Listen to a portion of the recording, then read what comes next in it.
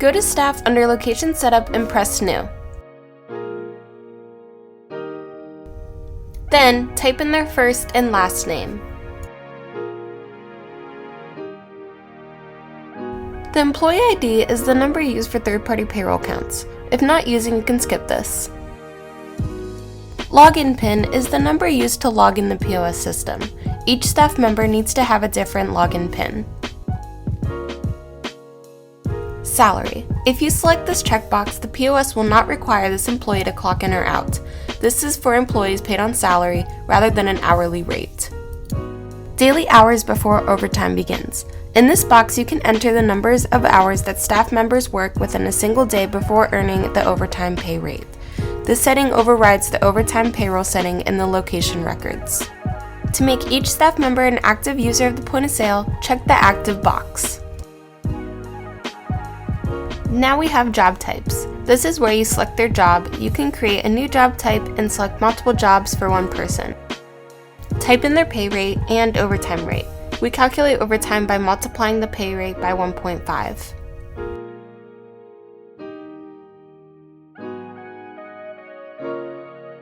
Select their permission level and report access.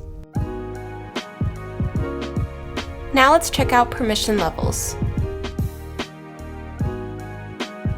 This is the Permissions tab. There are usually 3 different levels: Staff, Manager, and Admin. You can add a new permission level and customize what they can and can't do from this screen. Each box has the description next to it, explaining what checking the box does.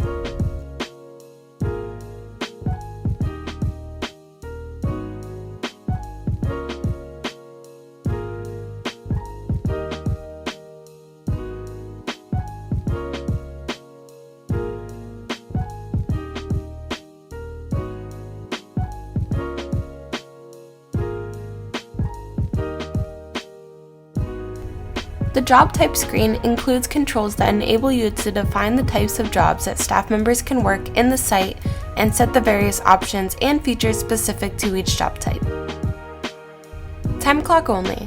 This is for when staff members log into this job type. The POS will only allow access to the time clock and no other POS functions. Require tips. The POS will prompt staff members to enter a tip amount when they clock out. If you clear the checkbox, the POS will not require staff members to enter a tip amount. Hide ticket status. The POS will display the tickets of other staff members as gray buttons without status information. If you clear the checkbox, the POS will display the tickets of other staff members as active with visible status information. Access to other tickets. This list allows you to enable staff members working in this job type to access the tickets of other staff members. If you select None, the POS will not allow staff members to access other tickets. If you select View Only, the POS will allow staff members to view the tickets of other staff members but not edit them. If you select Edit, the POS will allow staff members to access and edit the tickets of other staff members. Cash transactions. This list enables you to set what cash transactions the POS will allow staff to perform in this job type. If you select None, the POS will not display the cash option in the checkout screen and will not close a check until the server pays the check with the payment other than cash. If you select Server Banking, the POS will display the cash option in the checkout screen and will allow servers to close the check after paying it with cash. However, the POS will open the cash drawer. Staff in this job type must tender cash to a server bank, not a physical cash drawer. If you select cash drawer, then the staff in this job type will be allowed to tender cash out of a cash drawer. This option is a prerequisite to tendering cash, voiding cash transactions, performing and approving pay-ins and outs, performing server balances, and doing no sales. If you select this option, you can set other permissions for using cash drawers. Tender cash permission. This list enables you to permit or restrict staff in this job type to pay tickets with cash.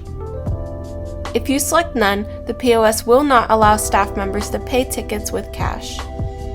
If you select Assign Drawer, the POS will allow a staff member to pay tickets with cash, but only if the staff member is assigned to a cash drawer.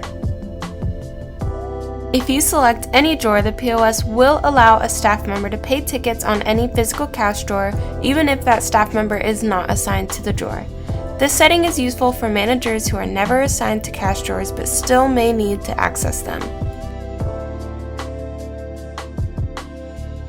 Void cache permissions. This list enables you to permit or restrict staff in this job type to remove cash payment to reopen a check. Pay-in payout permission. This list enables you to permit or restrict staff in this job type to perform pay-in and payout transactions. If you select none, the POS will not allow staff members to perform pay-in and payout transactions. If you select Assign Drawer, the POS will allow a staff member to perform pay-in and payout transactions, but only if that staff member is assigned to a cash drawer. If you select any drawer, the POS will allow a staff member to perform pay-in and payout transactions on any physical cash drawer, even if that staff member is not assigned to the drawer. No sale permission. This list enables you to permit or restrict staff in this job type to perform no sale transactions. If you select none, the POS will not allow staff members to perform no sale transactions. If you select Assign Drawer, the POS will allow a staff member to perform no sale transactions, but only if that staff member is assigned to a cash drawer. If you select any drawer, the POS will allow a staff member to perform no sale transactions on any physical cash drawer, even if that staff member is not assigned to the drawer. Ignore display formats. In this area, you can create a list of display formats that the POS will ignore when routing print jobs from transactions performed in this job type. You can use this to select one or more printers that will not print jobs from transactions performed by staff working in this job type. The Select the Display Formats list includes all the display formats you have created in the display format screen. If you select a display format, the program will add it to the list and display another Select the Display Formats list below it. Labor category. This list enables you to add the job type to a labor category, which is a group of job types that share the same hourly fixed cost. This list includes all the labor categories you have created in the Labor Categories screen. Assign staff. In this area, you can select the staff members that will work in this job type. If you add a staff member to this list, the POS will display the job type as an option when the staff member logs in.